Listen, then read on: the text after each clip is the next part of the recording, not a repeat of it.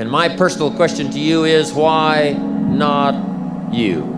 And know what you want. What do you want in your marriage? What do you want with your son and your daughter? What do you want in your health? What do you want financially? Like, how much money do you want to make a year? What do you want to drive? How do you want to live? Stop just waking up like an accident. What do you want?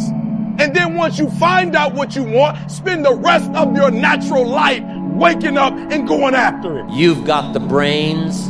You can make decisions. You can study the plan. You can change your life. You can grow immensely in the next few years. You can make your dreams come true. You can build a financial wall around your family nothing can get through. You can become healthy. You can become powerful. Why not you? A lot of times I'll be in a 200-mile run or something like that, and I'm all jacked up. Body's broken, mind's broken, spirit's broken. I started to say, what if I can pull this off? When I first walked into the Navy SEAL recruiter's office, he looked at me and said, there's only been 35 African Americans in 70 years make it through. You know what I said to myself? What if I can be the 36th? It's the what if I can pull off a fucking miracle. What if I can become someone that no one thinks I can be? Nelson Mandela said, there is no passion to be found playing small and settling for a life that's less than the one you're capable of living. But where do you go to? You wake up on a morning, it's cold, it's wet, it's dark, you've got no cartilage in your knee, you've got shitty shorts, whatever it is that's the issue today. Keep talking. You've got these problems, right? I need you to keep talking about what you were just saying. It's warm on the couch. Your missus says stay in bed. It's comfy, it's cozy. You've got work later on. You had an argument last night. You're slightly hungover. I know every motherfucker ain't gonna do what I'm gonna do. So this is how you level up. He says, imagine you're on your deathbed, and standing around your deathbed are the ghosts representing your unfulfilled potential. The ghost of the ideas you never acted on. The ghost of the talents you didn't use. And they're standing around your bed, angry, disappointed, and upset. They say, we came to you because you could have brought us to life, they say. And now we have to go to the grave together. I mean, I think the unfulfilled potential is the story of most people's lives. It is. It is. And it could have been the story of mine. And I tell a lot of people go, what's your biggest fear in life? And my biggest fear, honestly, was, let's say this. Let's say, I don't care if you believe in God or not. I don't care. So let's just play a game with me. Let's say you're God. And we have a big fucking long line of people. And I made it to heaven. I'm 75 years old. I'm 300 pounds. I made it to heaven. I worked for Ecolab my entire life, spraying for cockroaches. That's what I did. But I'm dead. I'm in heaven now.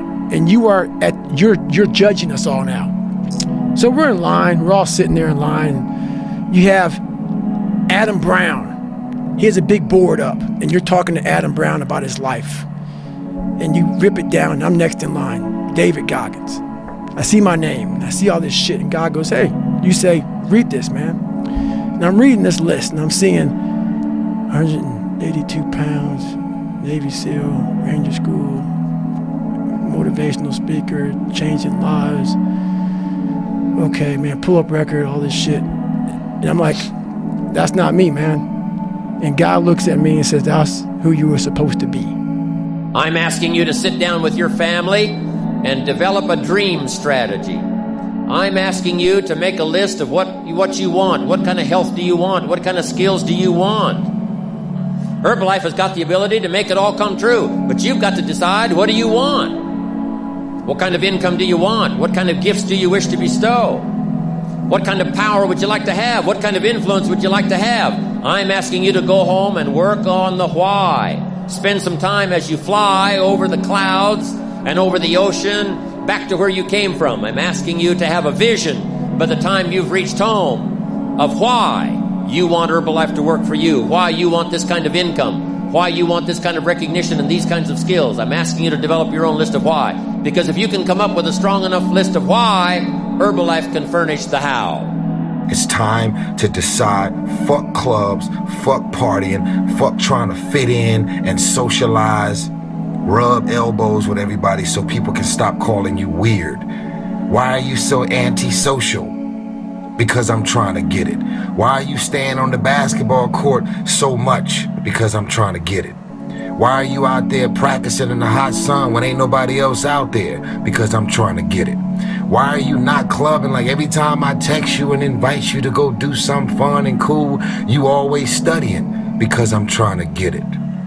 Let me tell you something, homie. These women ain't going nowhere. These clubs, these parties, all this shit ain't going nowhere. The more weird you are is a reflection of how committed you are to focusing on your shit, molding and shaping and developing your ideas and your craft so that when it's time for you to make your rounds, you gon' fly.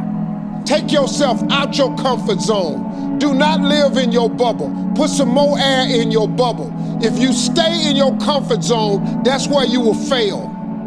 You will fail in your comfort zone. Success is not a comfortable procedure.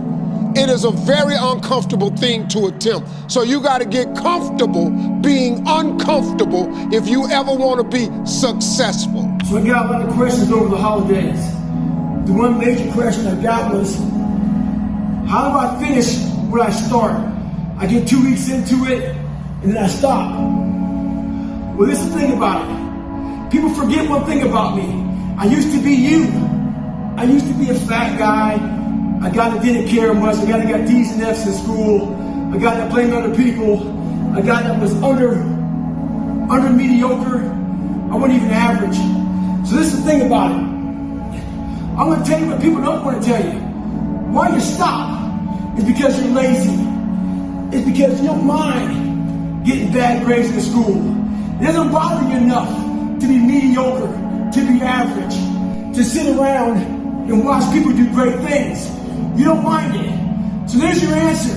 Your answer is you don't care enough about yourself, so you don't stay in the fight. Stay hard.